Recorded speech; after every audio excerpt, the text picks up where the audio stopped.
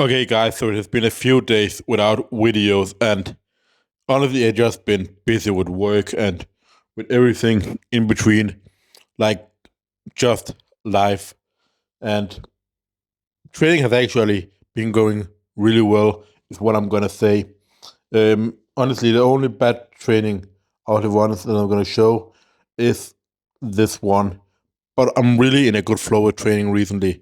And even for this, I slept like 11 hours into this because I was a little bit sick the day before. And so my body just decided that it just wanted to sleep forever. And that is what I just did. Um, yeah, so 2.5 kilogram centric only handstand push ups. These were terrible, but sometimes that is just what happens. And then you'll come back the next week and maybe it's gonna be good. Who knows? Because no matter how well we do, how much we sleep, etc., there's always gonna be bad days, and it's not like with strength where you can predict that if you recover well, you follow a good program, you're gonna be strong.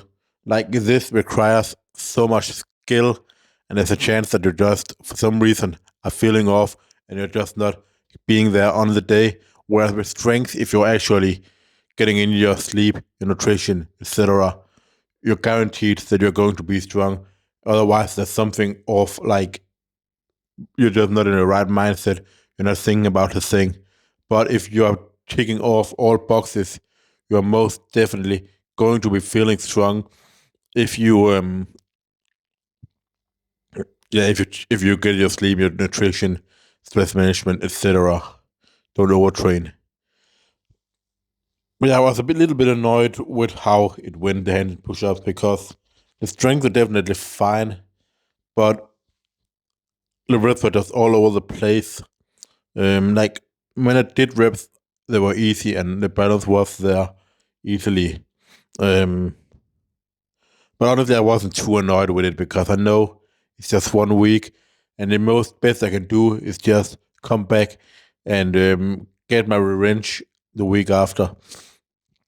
In the past, I would probably have become more annoyed with bad trainings like this, but I'm starting to understand that it's something you can't really avoid. And if it comes, it comes, and you just have to accept it and move on to the next one without letting it impact you. Now, I still believe these 90-degree holds are the best handstand push-up exercise you can do, or accessory exercise. You always want to train the handstand push-up freestanding if that's your goal, and the overhead press, of course. Um, but for specificity, like also building balance, like this is great. Like it's so much front delts and triceps, not much traps, and it's really easy to balance. So you can just push the shoulders to failure and get a really good pump and work on the strength where the position, where the movement are usually the most difficult. After that, I moved on to one arm pull down, and these have been a little bit stagnant for some time, where I'm having a hard time getting the 15th rep with both arms, to be honest. And this training was no exception. I only managed to get 13 with my right arm. I was like, maybe I could have pushed out 14, but there was no reason to. Also, knowing that I actually needed a little bit of a deload leading in to the Sergio Jefferson curl world record attempt, and knew that I wasn't going to take the set um, all the way to failure. And I think with my left arm, I did 14. I'm quite sure. Um, and I didn't have another rep there either. So I just ended it there instead of attempting the 15th rep that I knew I wasn't going to get anyways. But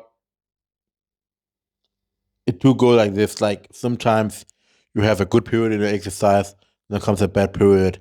Like, for example, I was in a really tough spot with bench press for a month or two, as I talked about, and it was feeling shit. But now that's starting to feel good again. And sometimes it's just about sticking through, and eventually you're gonna get back to where things are moving smoothly. You begin to build up more confidence. And when you build more confidence, it usually also just means that you just feel stronger. And it's not necessarily because you're suddenly stronger, but you just have a trust in that what you're doing, you're always going to be able to perform well. And especially, I was also lagging with minor discomfort first in the like triceps, a little bit in the elbow, in the wrist, etc. But currently, I have nothing, and I'm pretty sure that's also one of the reasons bench are starting to feel good again. Because even though it wasn't something that I thought was really holding me back, it probably means that some muscles are not able to squeeze as much power out as they would have been able to if they were not like this slightly injured. So sometimes, even if you have like pain for your like, this probably don't make a difference. Like deeply within, like your body knows that something is not right, so it automatically um probably overactivates the Golgi tendon reflex, something like that, to avoid your muscles to produce more force than the table is capable of, because usually we have this mechanism to avoid producing more force, which you can override with time, and it becomes like the Golgi tendon organ is like responsible for making sure you don't do more than your muscles can, so it will actually limit your muscle force production to like 60% of what it's actually capable of. But you can train that over time. Um, but yeah, to train the training at the Nordic curls, so 4 sets of 4, really, really light in preparation for the third Jefferson curl to make sure I was just recovered. Then 4x4, no, 3x6, I think. Yeah, 3x6. I think paused, dragon flex, and then some pike flexibility, and that was all. That's all for the video, guys, and I'll see you for the next one. Peace out.